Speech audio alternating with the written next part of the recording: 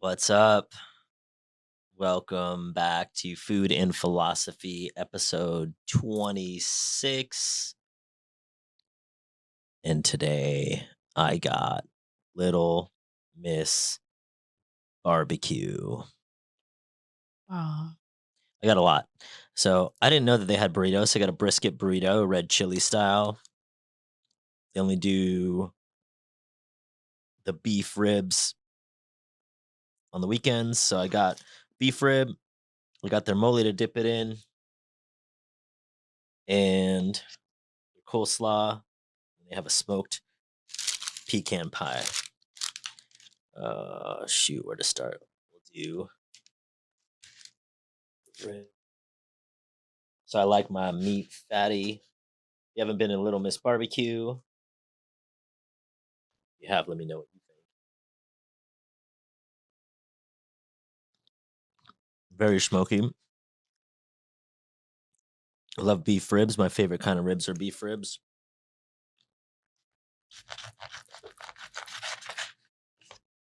Should put this in a sandwich.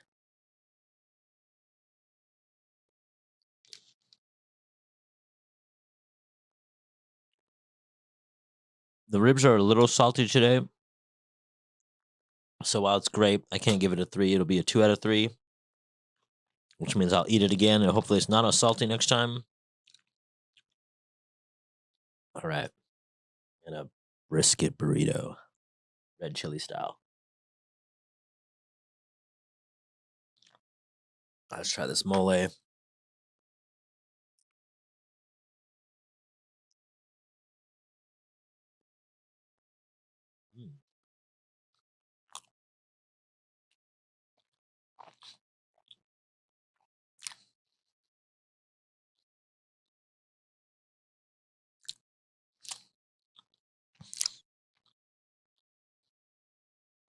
The mole is the best part of this. Somebody asked me if do I invest in real estate. That's going to be my X talk today. So stay tuned.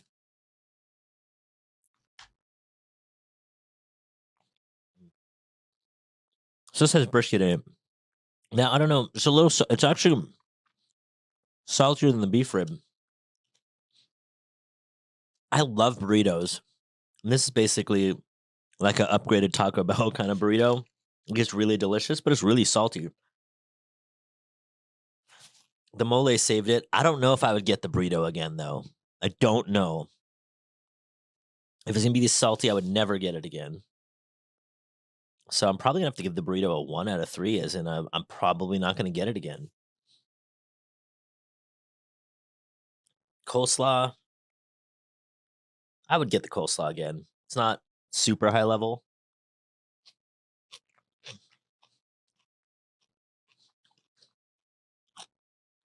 But the sweetness helped cut the saltiness of the two items here. I'll take another bite because it's pretty good, but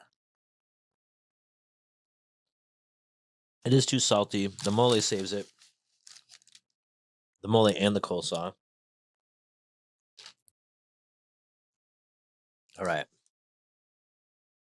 I don't know how to eat this. I just got a plastic fork, and I don't think that's gonna work. All right, I got this knife.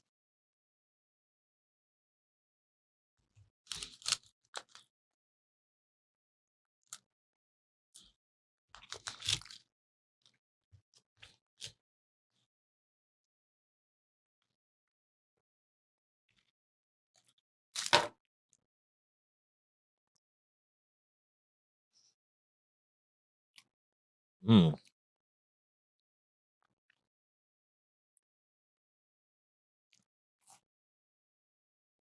Mm.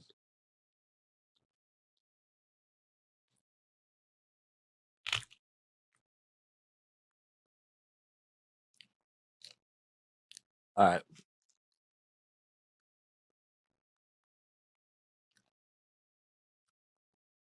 It's very, very, very, very sweet.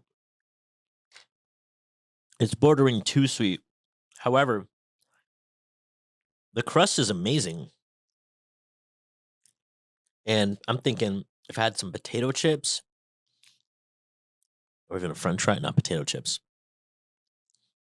If they had potato chips with this, the parts that have the actual nut on it, so like the top part, is not too sugary. Don't eat off of a knife, folks. Almost died. Get this when you go in there. But it's a little too sweet to give it a 3, so I'm gonna give it a 2 out of 3. I'll definitely get this again next time I go. Move all this stuff out of my way. Later. All right.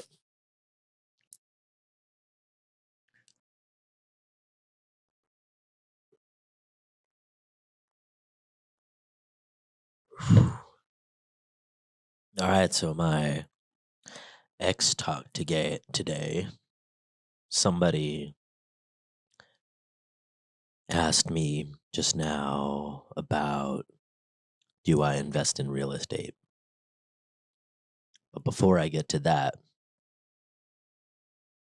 the discussion argument that I saw on X is the renter dude versus the owning your home dude.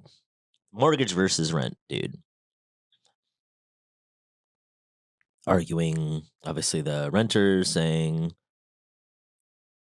you should rent and not buy. And the mortgage dude is like, always buy. At least you're investing in yourself, investing in equity, yada yada. But that argument's a little incomplete because it's not renting is better than buying in a vacuum. Renting, say renting a 2-bedroom, 2-bath, like I have. I'm renting a 2-bedroom, 2-bath in or 2-bedroom, 1-bath in San Francisco for $2,200 a month. I have a 2-bedroom. I have another 2-bedroom, 1-bath somewhere else for $1,500 a month, versus how much a mortgage would be for those places. And obviously, a mortgage for those places is going to be way more. Plus, the down payment that you'd have to put down on a mortgage you can't get unless you're VAing or something. You're not going to get 100% financing. And so it's renting, and what are the difference in your mortgage payment and your rent, investing that, say in a large cap index fund or like the S&P 500 or the Russell 2000 or something like that, plus whatever your down payment was going to be, also investing that in the same kind of large cap index fund over a 20-year period versus mortgage over the same 20-year period, plus whatever your equity would be. I'm sure somebody can run the numbers and they will show that if you're buying a home to live in, then you're just basically buying a lifestyle. And renting and then investing the money will, and I only have my own self, so I bought a home for 1.7 million. It's probably worth 3.4 million in 10 years, so doubled in value. Oh, Ike, you made $170,000 in equity per year over 10 years. One, that's if it sells for 3.4 million. However, I looked through my specific mortgage payments. In 10 years, my mortgage started at 1.4 million, and it's been 10 years, and my mortgage is 1.2 million. So $200,000 paid down in 10 years. So that's $20,000 a year. But how much did I pay? I paid them $9,000 a month. Times 12 is 108,000. Times 10 is $1 million. $1 million plus property tax at $2,000 a month. 24 times 10, 240,000. So now we're at $1.25 million. My house only went up 1.7 million in value. So even if I sold it today, I'm only going to make $500,000 over 10 years. It's $50,000 a year. $50,000 a year. That's a lot of money for a lot of people. But I guarantee my rent in San Francisco, because I also have a 2-bedroom, 1-bath apartment there, and it's 2,500 ish a month. No property taxes, no maintenance, no whatever. The difference between 2,500 and 9,000 a month plus two, so we'll call it 11,000 a month because I got property taxes. 11 and 2,500. What's that? 8,500. Multiply 8,500 times 10. We'll call it 8, so I can do the math easily in my head. 8 times 12, 96,000. We'll round it up to 100 since I went down. So $100,000 a year times 10 is $1 million bucks. I would have $1 million in cash right now, or I have $500,000 in equity. Just using my own in a very expensive city, San Francisco, where I had I doubled my property, so I extended my, like, probably the best place to be buying, the best place where you'd see absurd appreciation. I had $1.7 million in appreciation, but I would have made $1 million. That's just if I just put it in the bank at plus 2%, whatever that math is, right? But if I had put it in the S&P 500 10 years ago, say $100,000 a year times 10 years, assured, well, that's already more than $500,000 in equity, right? Already, like, that's just math. But plus whatever the gains would be, right? So based on my own experience, rent bro is right, buying bro is wrong. There's only one caveat to that, though. And that is, if you're buying property not as your place to live, but as an investment, or you're buying to fix and flip, like where it's your literal business, then it's probably better to invest in that. But if you live there, then you're literally just paying extra for a lifestyle because you don't own your home anyway. The bank does. And even if you miraculously over 20 or 30 years pay down that mortgage, Albert Einstein said compound interest is a miracle of the universe. But when you are paying the bank compound interest, that miracle of the universe is working against you. So it's just lifestyle. And it's not your business. Just live in a pretty sick apartment for half the price of mortgage and invest the rest. Don't spend the rest. If you spend the rest, then yes, you might as well force yourself to buy a home, and at least you'll get some equity that way. That's my ex talk. And don't freaking at me. What I just said is a real life story and it works for me. But Ike, there's some places where a mortgage is more expensive, is less expensive than rent. Yeah, but you don't want to live that place anyway. I want to live in San Francisco or Venice Beach or San Diego. I don't want to live where a mortgage is cheaper than rent. Like, what kind of BS crap place is that? You can't live in New York. Your rent in New York is not going to be more expensive than your mortgage in New York. It was LA, same. San Diego, same. San Francisco, the same. Santa Barbara, the same. Palo Alto, the same. San Jose, the same. Like, you might pick some crappy town in some place that I don't want to live, and you might find an instance where a mortgage is cheaper than rent. And in that case, yeah, I'd probably buy that place, but also vet it out. Like, would you actually make more money if you rented and then invested? Because you still have property tax and you still have some other expenses. It's not just your mortgage, right? So I don't want to hear it. Don't at me. I have a house. It doubled in value, and I still would have made more money even if I just rented and didn't even invest the money, period, let alone if I invested it. That's my ex talk. And whoever asked for a free sandwich better frickin' follow me. What do I get if I give you a free sandwich, huh? You want $50 for dinner? What do I get for $50? How about this? Why don't you just Venmo me $50 for no reason other than because you messaged me? Now I'm going to start flipping the tables on people. How about you buy me a sandwich, Kevin? John, why don't you give me $50? I'll even give you a $50 gift card. How about that? Anyway, let's go.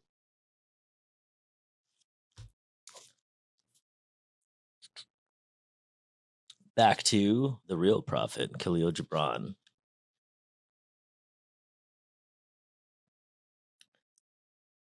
And the scholar said, speak of talking. You talk when you cease to be at peace with your thoughts, and when you can no longer dwell in the solitude of your heart, you live in your lips, and sound is a diversion and a pastime.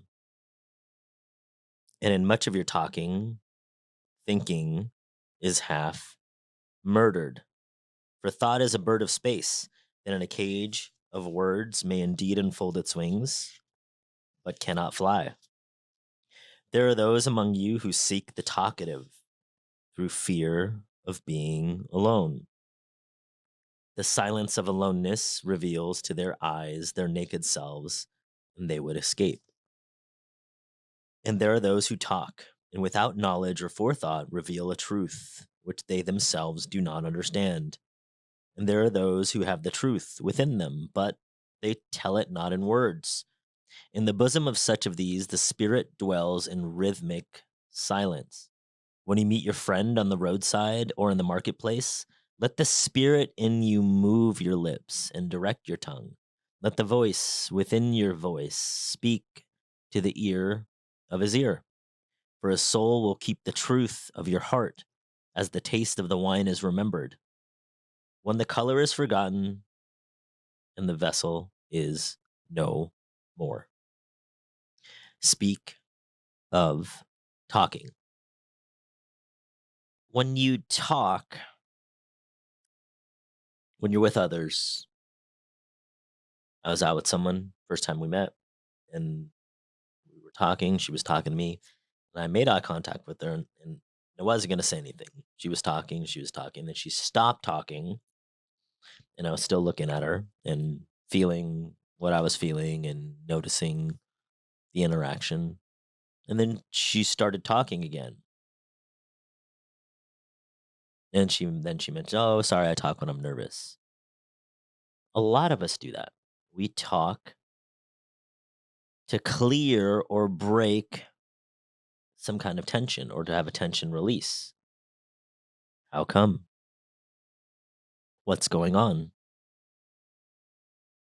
We are with other humans and we feel that we need to keep talking. What is it that you're actually attempting to avoid? Is it the thoughts in your head that you're attempting to avoid? The silence? In the void? Is it feelings that are coming up for you in the silence?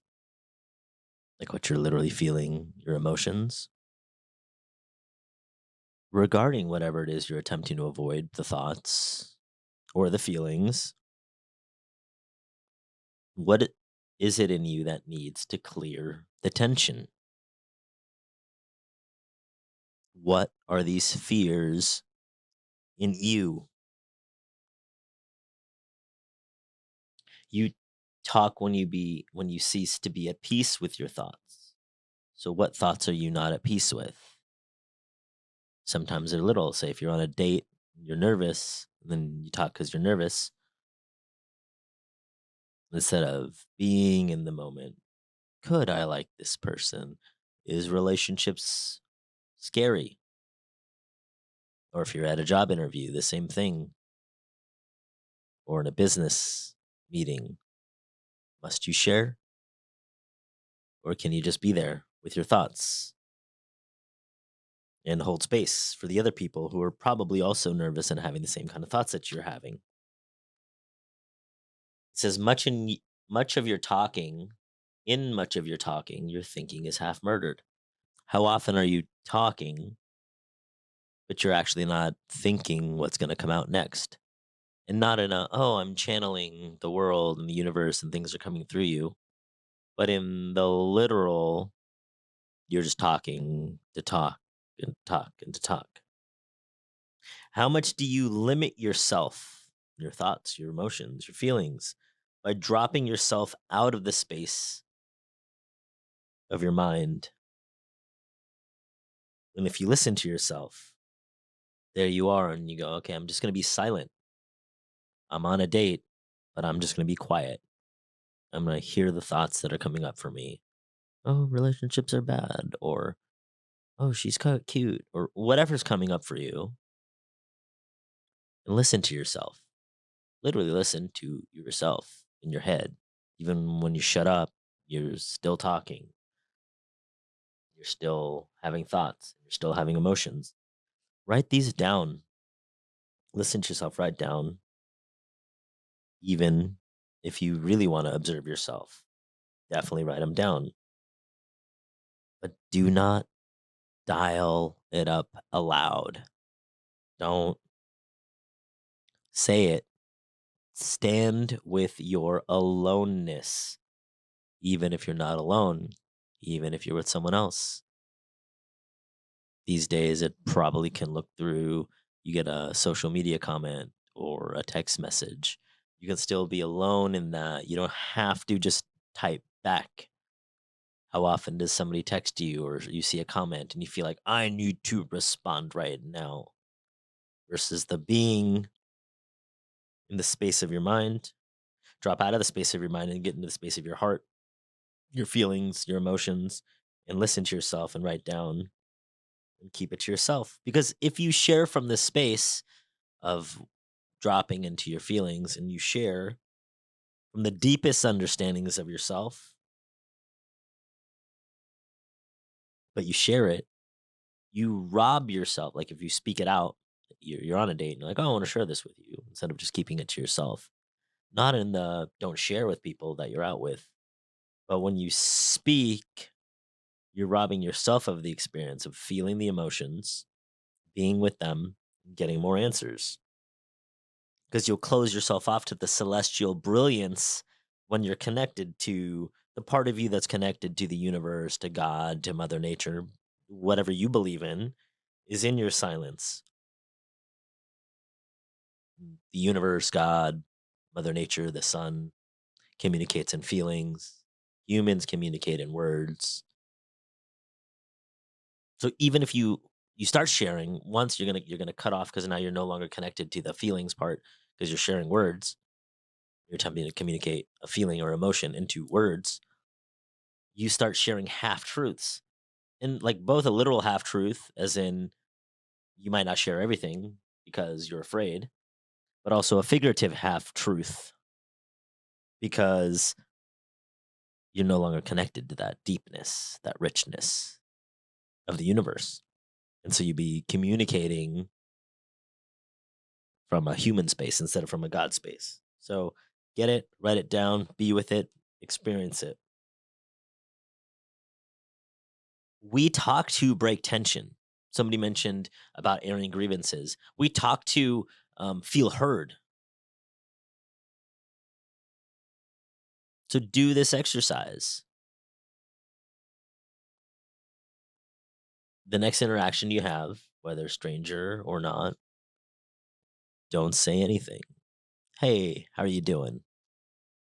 And let them talk until they're done. And still don't say anything. Just be with that experience.